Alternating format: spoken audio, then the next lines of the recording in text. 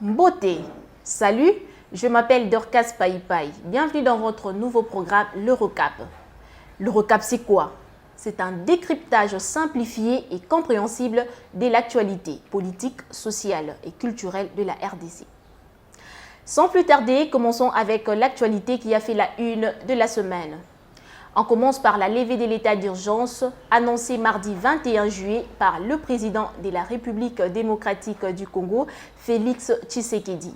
Cette fin d'état d'urgence représente un immense soulagement pour les nombreux Congolais dont la vie a été affectée par la pandémie du coronavirus. La mesure, entrée en vigueur mercredi, permet la reprise de toutes les activités. L'ouverture des magasins, banques, restaurants, cafés, bars, entreprises, ainsi que la reprise des rassemblements et des transports en commun. Toutefois, malgré le fait qu'il ait souligné dans son allocution la nécessité du maintien des gestes barrières, nous remarquons le manque d'égard des Congolais quant à cela. C'est déjà la fête qui commence. Couloir qui moute donc confinement, donc bah oui, confinement Sili, état d'urgence de Sili, donc les gars bon monde na bilili.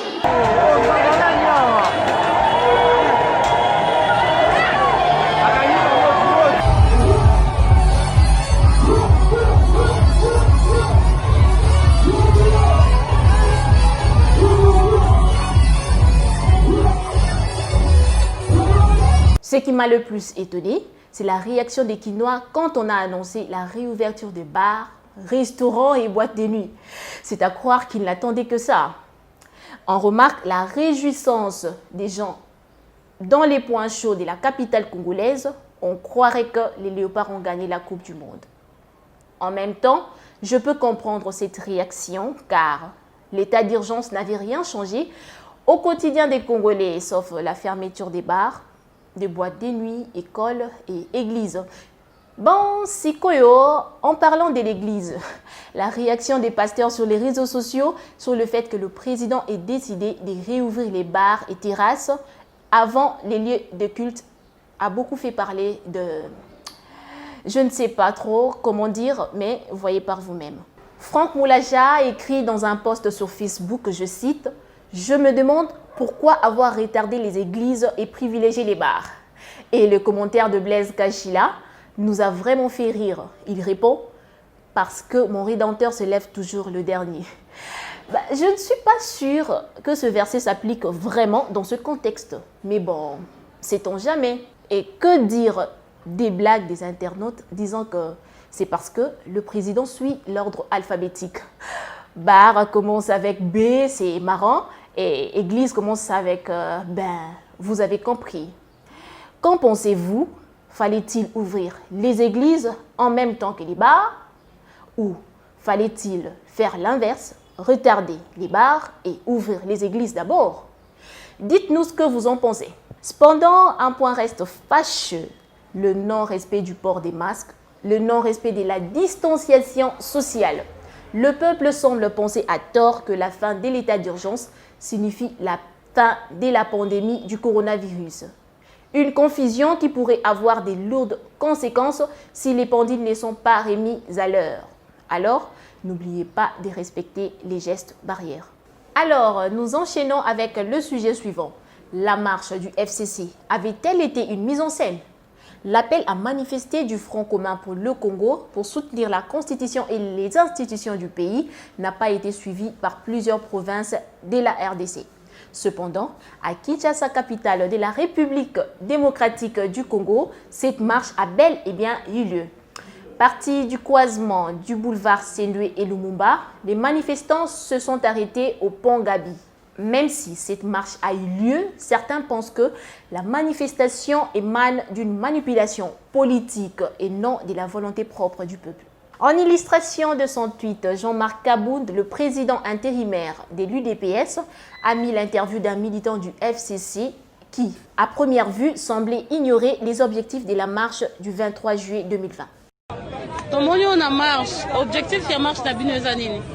Objectif na biso ko soutenir kaka mboka na biso na ba loi nyonso tuni ba changer.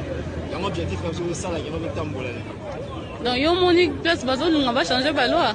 ozomona parce que ndenge ezolekana te baselon minaku na makambo mosusu nde bazolinga batelema yango biso sepele yango te toujours marché mpo mboka na biso ekende toujours liboso. Yo ozosoutenir loi minaku? naosoutenir yango te. Osoutenir yango te? jamais nakoti kosoutenir yango. Mais minaku aza moto ya FCC, yo mpe oye na marche ya FCC mozosoutenir yango te?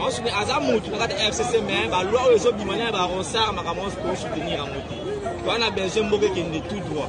Ce manifestant affirme marcher contre les propositions des lois de Minaku et Sakata. Pourtant, les deux personnalités sont membres du FCC et leurs 3 propositions de loi sont soutenues par leur famille politique. Outre ce commentaire révélateur, plusieurs vidéos des manifestants ont circulé sur les réseaux sociaux montrant de façon assez flagrante la distribution d'argent aux manifestants, mais rien ne nous confirme qu'ils ont été payés pour marcher.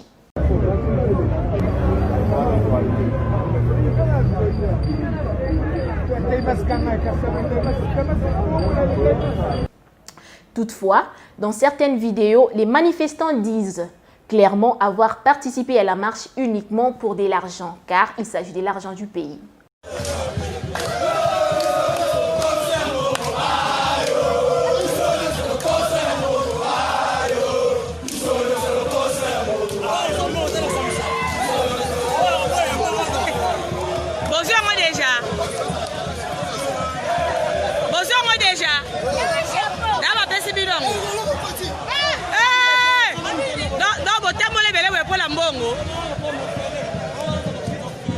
En soi, on peut se demander quel était le réel objectif de cette marche. À vous d'en juger. Passons au sujet politique du moment. Le Premier ministre Sylvestre Ilunga Ilunkamba n'endosse pas les récentes nominations au sein de l'armée et de la justice. Selon un article de Top Congo, le Premier ministre Sylvestre Ilunga Ilunkamba annonce dans un communiqué rendu public ce mardi 21 juillet qu'il va rencontrer le président de la République Félix Antoine Tshisekedi pour tirer au clair le contre-signe du vice-premier ministre, ministre de l'Intérieur, sur les ordonnances de nomination au sein de l'armée et de la justice. D'abord, c'est quoi un contre-signe? On entend contre-signe à gauche, on entend contre-signataire à droite et je ne sais pas trop de quoi il s'agit. Alors voici quelques éclaircissements. Selon Wikipédia, le contre-signe est l'action de signer un acte et valider ainsi une autre signature. Le contre-signe peut permettre d'authentifier la signature précédente, d'endosser éventuellement la responsabilité et l'exécution de l'acte juridique. Le contre-signataire n'est donc pas co-auteur de l'acte contre-signé. Dans le cas présent, le Premier ministre est le contre-signataire légitime, mais étant donné le déplacement qu'il a effectué et dont il fait mention dans le communiqué de son porte-parole, le contre-signataire intérimaire se trouve être le vice-premier ministre Kankonde Gilbert, qui a contre-signé les ordonnances des nominations du président de la République.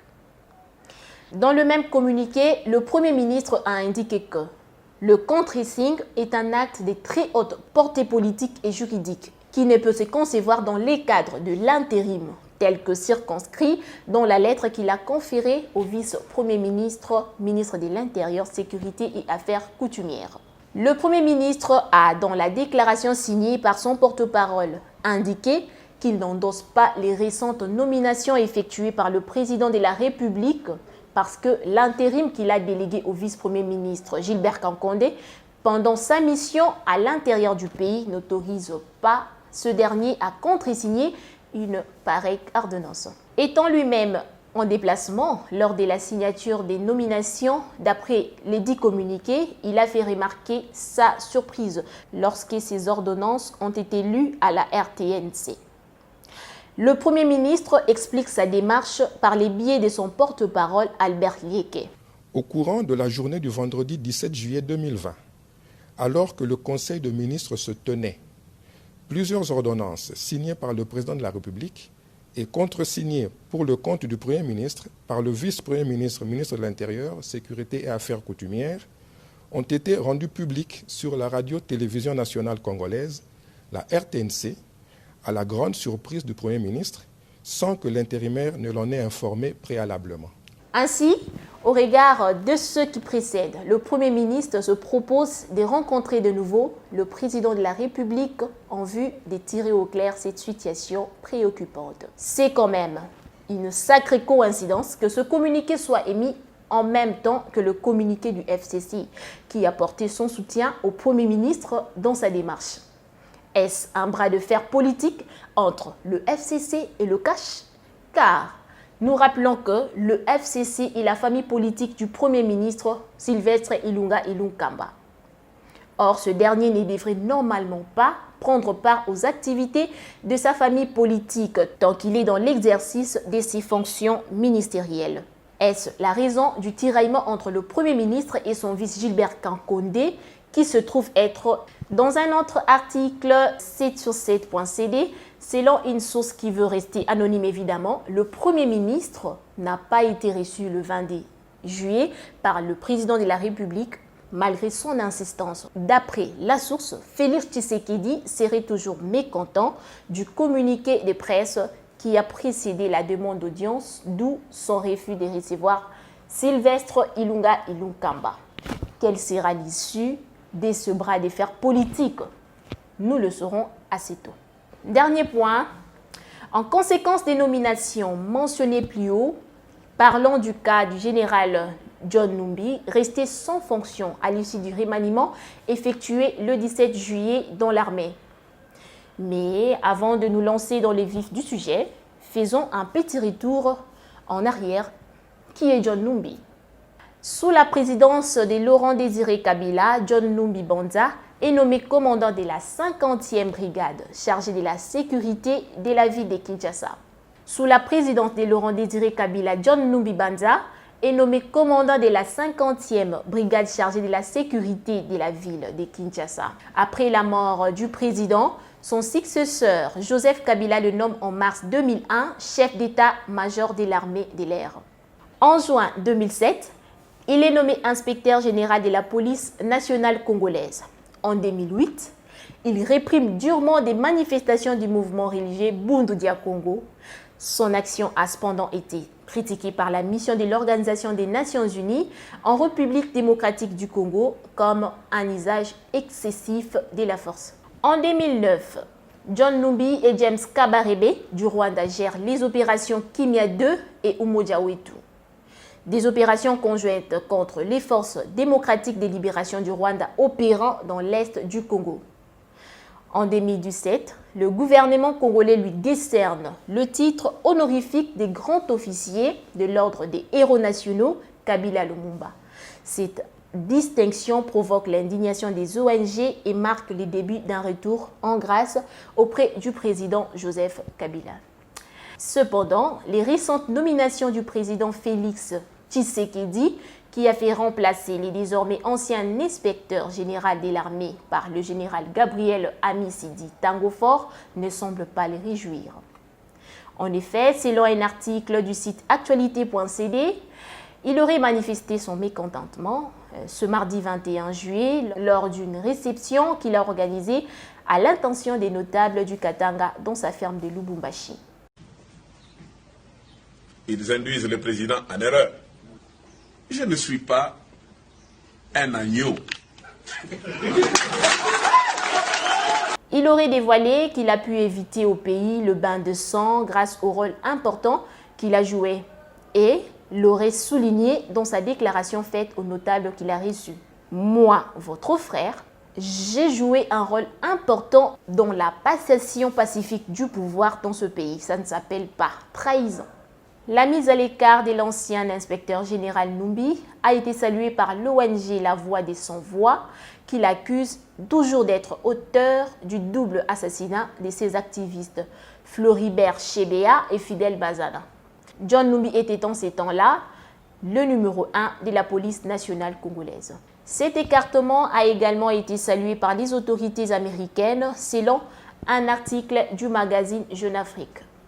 Cependant, son refus de retourner à Kinshasa n'est pas vu d'un bon œil par Franck Diongo, le président national du parti MLP, mouvement lumumbiste progressiste, qui appelle à l'arrestation de l'ancien inspecteur général lors de son passage sur l'émission Bossolona Politique sur la chaîne PSTV le mercredi 22 juillet dernier. Et voilà, c'est tout pour cette brève actualité de la semaine. Surtout, n'oubliez pas de liker et commenter la vidéo si elle vous a plu et pourquoi pas vous abonner et activer la cloche des notifications pour ne rater aucune de nos prochaines vidéos.